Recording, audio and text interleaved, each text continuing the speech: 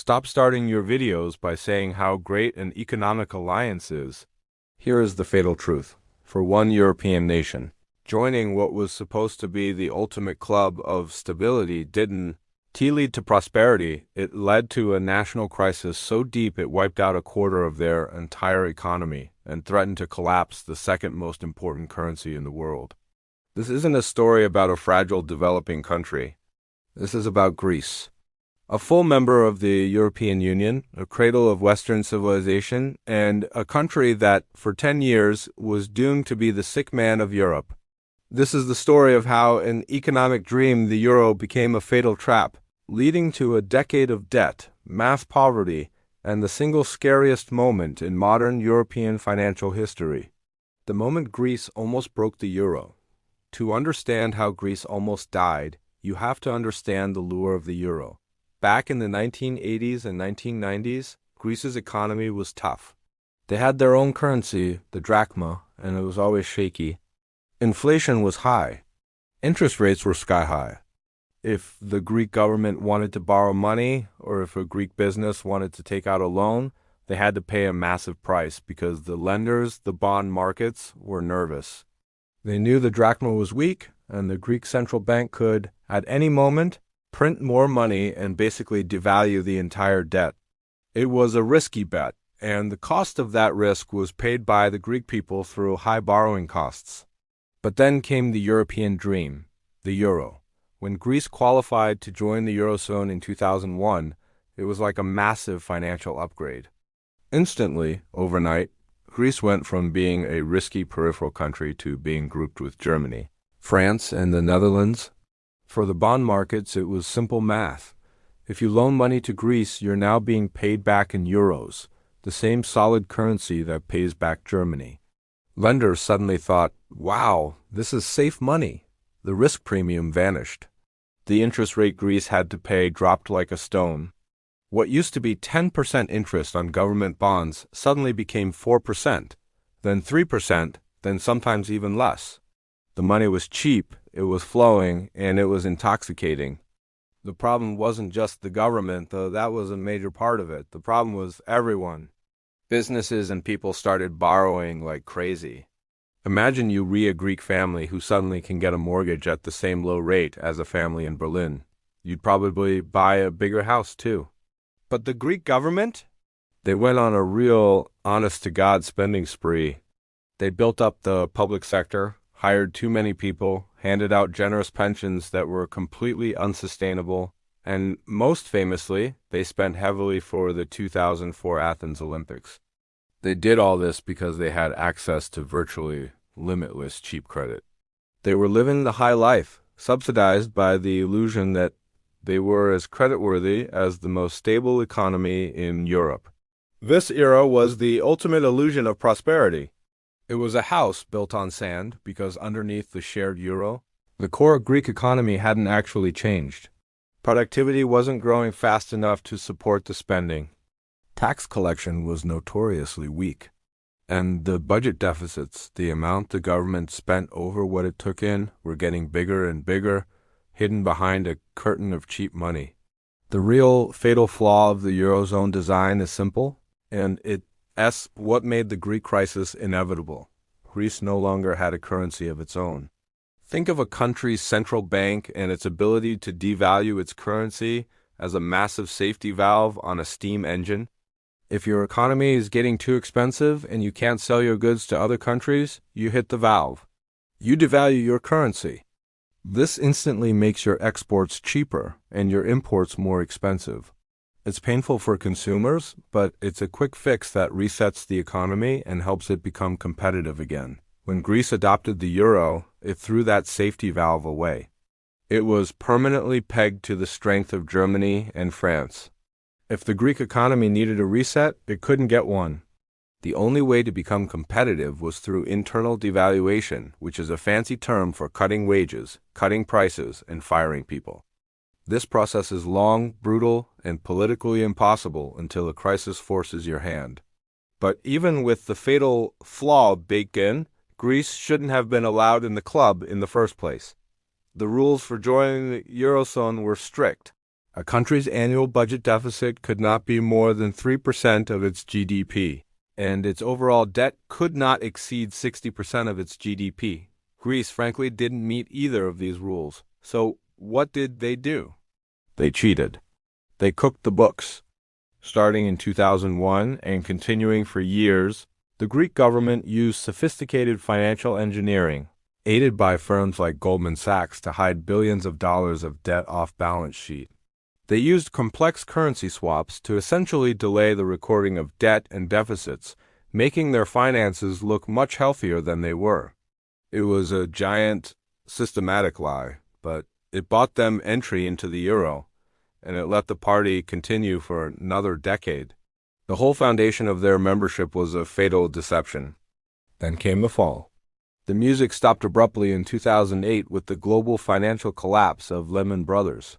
The world economy froze. But the Greek problem didn't start until a year later. In 2009, when the new Greek government came to power, they finally decided to open the real books. What they found was a true economic horror show.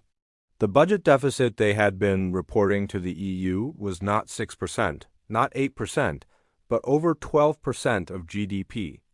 The number was so massive, so far out of compliance with the Eurozone rules, that the markets, which had been blissfully lending money for years, instantly panicked.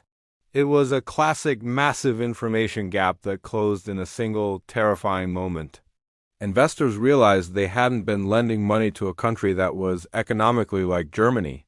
They had been lending money to a country with a deeply dysfunctional, indebted, and potentially fraudulent fiscal system.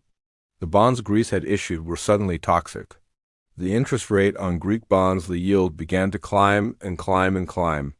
It went from a comfortable 4% up to 7%, then 10%, then past 15%. This spike wasn't just a number. It was the market yelling, "Crisis!" It meant that Greece could no longer afford to borrow money. Every time an old bond matured, they couldn't issue a new one to cover it. The country was financially locked out. The situation was doomed. Greece was going to default on its debt, and that default was now a threat that would spread to the rest of Europe. French and German banks were holding billions of dollars of Greek debt. If Greece defaulted, those massive banks might also collapse. This was no longer a Greek problem. It was a European crisis. The shared currency, the euro, had made all these national debt problems interconnected and incredibly fatal. In 2010, the first lifeline was thrown. But it wasn't a lifeline. It was an anchor. Since Greece couldn't print money and couldn't devalue its way out, and since the EU couldn't just let a member country default and trigger a massive bank collapse, the rescue mission had to happen. This rescue mission was spearheaded by the Troika, the European Commission, EC, the European Central Bank, ECB, and the International Monetary Fund, IMF. They agreed to lend Greece a jaw-dropping 110 billion euros, the first of 3 massive bailout packages. But this money came with an ultimatum, a set of conditions called austerity. This was the moment the crisis turned from a financial spreadsheet problem into a human tragedy.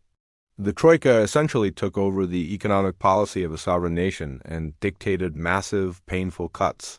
This was the only way to achieve internal devaluation now that the currency valve was gone.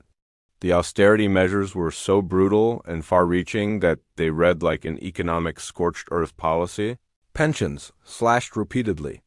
Some retirees saw their monthly payments cut by 40% or more.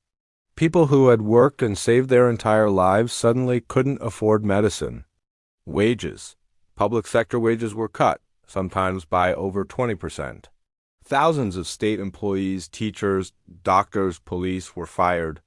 The public sector shrunk dramatically. Taxes. VAT sales tax was raised. Property taxes were hiked, and new taxes were introduced on everything from cars to phone bills.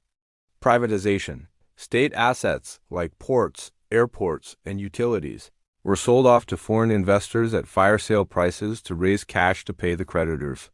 The logic was that these cuts would reduce the deficit, make Greece solvent, and restore its competitiveness. The reality was that they killed the economy. When the government cuts spending and people lose jobs and taxes go up, there is less money circulating. The economy spirals down. The Greek economy shrunk by a massive 25% over the crisis years. Imagine 1 in 4 businesses just vanishing, 1 in 4 jobs disappearing. Unemployment soared. It peaked at over 28% overall, and for youth unemployment, the number was a staggering, almost unimaginable 60%. A whole generation of highly educated young Greeks had to pack their bags and leave the country just to find a job. This brain drain was a fatal blow to Greece's long-term future. The first bailout failed to stabilize the debt. The economy was shrinking faster than the government could cut. So, in 2012, a second even larger bailout of 130 billion euros was needed, along with the largest sovereign debt restructuring in history, where private bondholders had to take a major loss a haircut. The debt was still too much. This all led to the real climax, the moment of pure, terrifying geopolitical drama, the summer of 2015.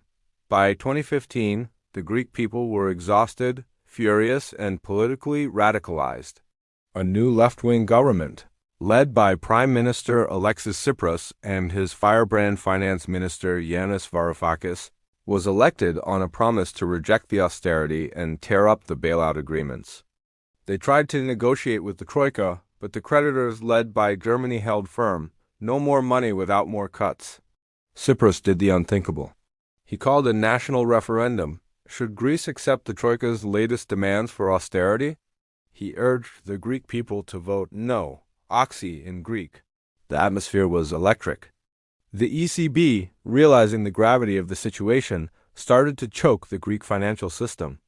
They cut off the supply of liquidity to Greek banks. Suddenly, the banks had no euros. Tsipras was forced to implement capital controls. Banks closed. ATMs were limited to 60 euros a day, and people were literally lining up to pull out whatever cash they could before the system went into total collapse. The referendum passed with a huge no vote. The Greek people had rejected the austerity. For a few days, the world held its breath. Was this it? Was Greece about to become the first country to leave the euro a Grexit? The consequences were doomed to be catastrophic. A massive bank run across other shaky euro nations like Spain and Italy, and the probable end of the euro itself. Behind closed doors in Brussels, the negotiations were brutal. German Finance Minister Wolfgang Schäuble openly pushed for Greece to take a time out from the Eurozone. Greece was told, accept even more brutal, humiliating cuts, or you will be out of the euro by Monday. Facing the absolute total financial collapse of the country, the banks had run out of money, the state couldn't pay its bills, and a return to the weak drachma would have instantly wiped out all savings. Tsipras capitulated. He ignored the referendum result and signed the third and final bailout package worth up to 86 billion euros. The total collapse was avoided, but the price was almost the final fatal blow to Greek sovereignty. Today, the headlines are calmer. Greece officially exited its final bailout program in 2018. They are now, technically, on their own, but the scars are everywhere. Greece has completed its internal devaluation. Wages are lower, prices are lower, and the country is more competitive in exports and tourism, but the cost was immense. A quarter of the economy vanished. Public life suffered massively due to the cuts in health and education. And the debt? The debt didn't go away. While the deficit is under control, the absolute mountain of debt, the money owed from the 3 bailouts, remains. Greece's debt-to-GDP ratio currently sits at over 160% as of 2024, making it one of the most indebted nations in the world. It's a permanent financial shadow, a reminder that the country is still ultimately paying for that reckless borrowing spree and the fatal mistakes of the Troika's rescue strategy. The fundamental thesis of the Greek crisis remains: it was a doomed marriage. When you join a shared currency like the euro, you hand over your best tool for economic management, your central bank, to a higher power. If you abuse that arrangement with reckless spending, you remove your own safety valve. When the inevitable correction comes, as it did in 2008, you can't have a recession. You have a national collapse. The Greece crisis taught the world that in a deep financial union, the failure of one small member is not a local problem. It is a fatal structural flaw that almost destroyed the entire system. And for the Greek people, the cost of that lesson was a lost decade. If you want to understand which country is doomed to be the next to face a crisis, click subscribe.